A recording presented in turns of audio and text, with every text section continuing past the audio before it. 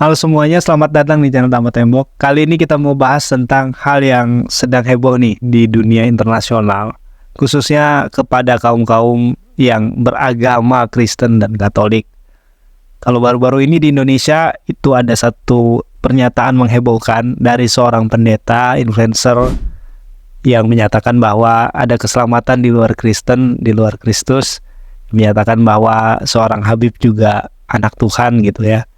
Dan pendeta ini pada akhirnya meninggalkan kependetaannya, pensiun teman-teman, dan dia akhirnya sekarang jadi seorang influencer. Tetapi hanya karena dari satu ucapannya saja itu kekristenan di Indonesia heboh teman-teman, karena mengungkapkan ternyata bisa ya orang itu selamat, bisa orang itu tidak masuk neraka gitu, orang itu bisa masuk surga walaupun dia ada di luar Kristen. Nah, ini pernyataan iman Kristen. Kalau yang menyatakannya dari luar Kristen mungkin it's okay, nggak masalah kan, pandangan orang beda-beda.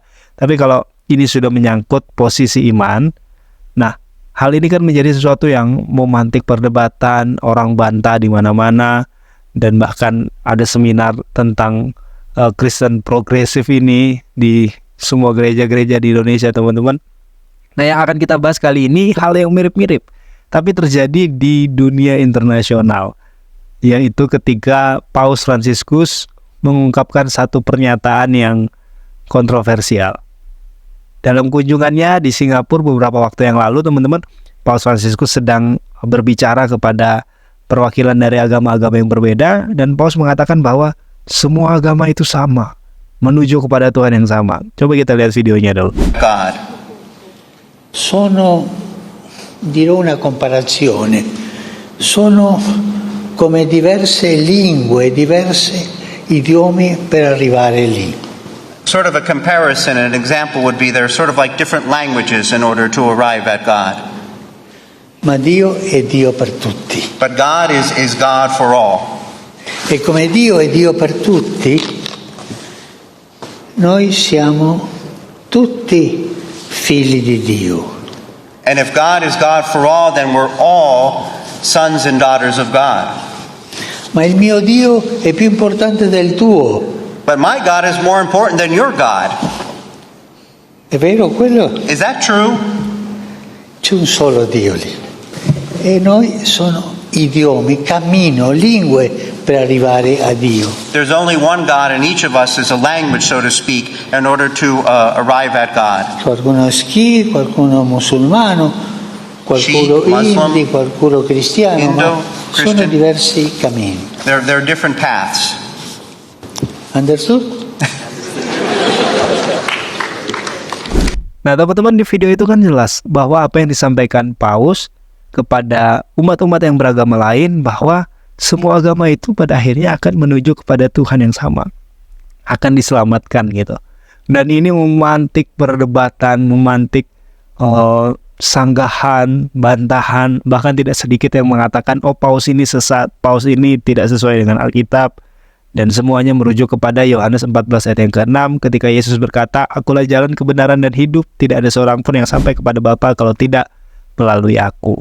Nah teman-teman, banyak orang mengungkapkan bahwa Paus ini tidak bisa seperti itu, mengungkapkan pandangan yang jelas-jelas pada akhirnya akan bertentangan dengan Yohanes 14 ayat 6 ini.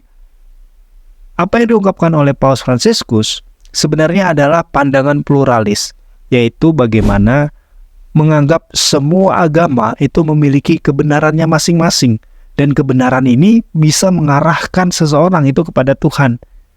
Bagi orang-orang yang fundamental, tentu pernyataan seperti ini itu dianggap sangat salah, sangat mengusik imannya gitu.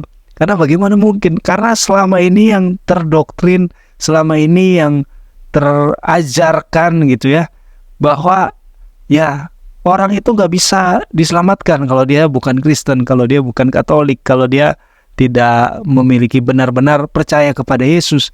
Sedangkan apa yang disampaikan oleh Paus ini benar-benar menggugah pemahaman yang seperti itu. Nah teman-teman, kita mau lihat kenapa sebenarnya ada penyampaian seperti ini dari Paus. Apakah ini hal yang baru? Ternyata tidak. Apa yang disampaikan oleh Paus Fransiskus itu sudah ada berpuluh-puluh tahun di dalam gereja Katolik, khususnya sejak Konsili Vatikan kedua pada tahun 1960-an. Gereja Katolik itu sudah mengambil sikap inklusivis dengan pandangan yang didukung dalam dokumen penting yang bisa kita lihat bahkan sampai saat ini, yaitu Nostra Aetate dan Lumen Gentium. Dalam Nostra Aetate ada pengakuan bahwa di dalam agama-agama non-Kristen, di dalam agama-agama di luar Katolik, itu ada juga elemen kebenaran dan juga ada nilai-nilai yang harus diakui. Dan di dalam Lumen Gentium bahkan lebih ditegaskan lagi bahwa ada keselamatan bagi semua orang, termasuk mereka yang belum secara formal menjadi bagian dari gereja, dan selama hidup mereka hidupnya baik sesuai hati nurani dan mencari kebenaran. Sehingga pandangan ini betul-betul menumbuhkan semangat pluralis di dalam iman gereja. Pun apa yang disampaikan oleh Paus Fransiskus baru-baru ini.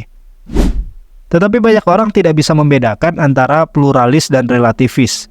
Pluralis berbeda dengan relativis yang mengatakan bahwa kalau sebuah kebenaran itu punya nilai subjektif, jadi ya berarti semua kebenaran itu sama, hanya subjektif bagi para penganutnya sama.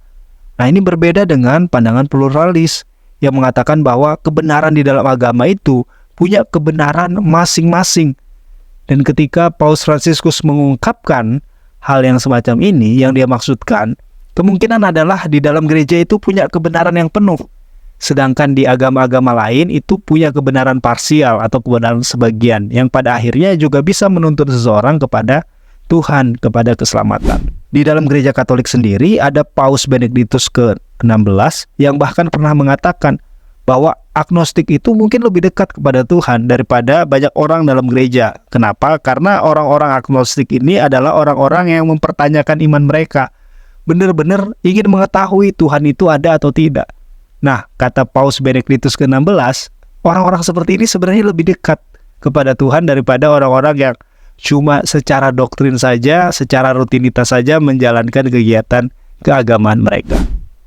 Ada juga Paus Yohanes Paulus yang kedua yang mengadakan hari doa di Assisi pada tahun 1986 yang membawa anggota dari berbagai macam agama untuk bersama-sama berdoa bagi perdamaian dunia. Lalu dilanjutkan lagi di tahun 2002 ketika diadakan hari doa kedua di Assisi dan mengundang seorang ateis untuk mengambil bagian dalam acara ini. Jadi ini semangat-semangat inklusivitas yang sudah ada selama berpuluh-puluh tahun di dalam gereja Katolik. Memang mungkin waktu itu belum ada media sosial, belum ada media-media yang begitu ramai memberitakan, sehingga tidak heboh seperti sekarang. Jika sekarang kita bisa lihat videonya, ada media sosial, banyak tanggapan-tanggapan yang muncul di media sosial, sehingga itu seolah-olah menjadi sesuatu yang baru-baru ini saja heboh. Tetapi sebenarnya pandangan inklusif ini sendiri sudah ada di dalam gereja Katolik, bahkan di dalam kekristenan itu sendiri. Ada yang namanya teologi universalisme, di mana teologi ini menganggap semua orang pada akhirnya akan diselamatkan. Di dalam gereja Katolik sendiri, ada yang namanya Karl Rahner, seorang teolog penting di abad ke-20, yang karyanya sering dianggap mendefinisikan makna Konsili Vatikan II.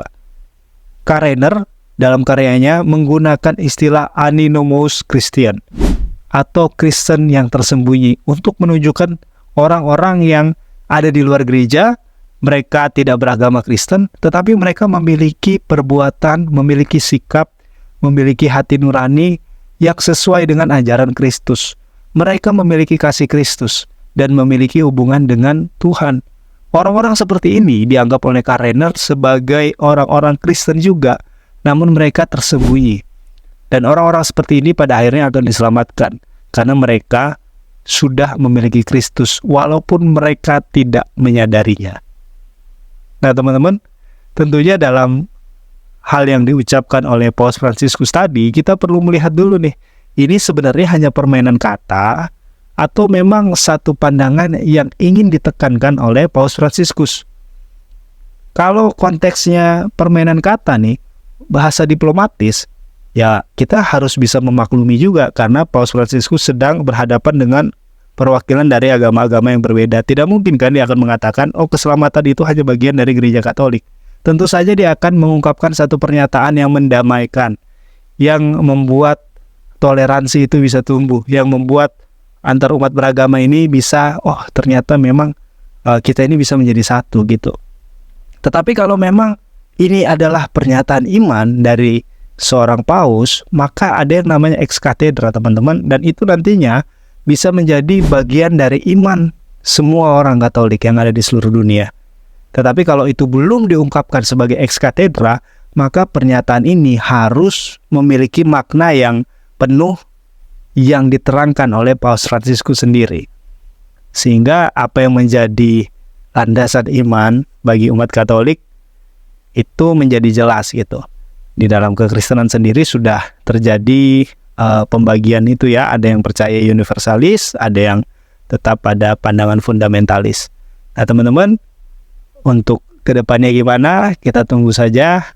Kalau memang ada pernyataan lanjutan dari Paus Fransiskus, tentu itu akan menjadi satu angin segar yang membuat kita tidak lagi mendebatkan, tidak lagi bingung sebenarnya arah pembicaraan Paus ini sedang kemana.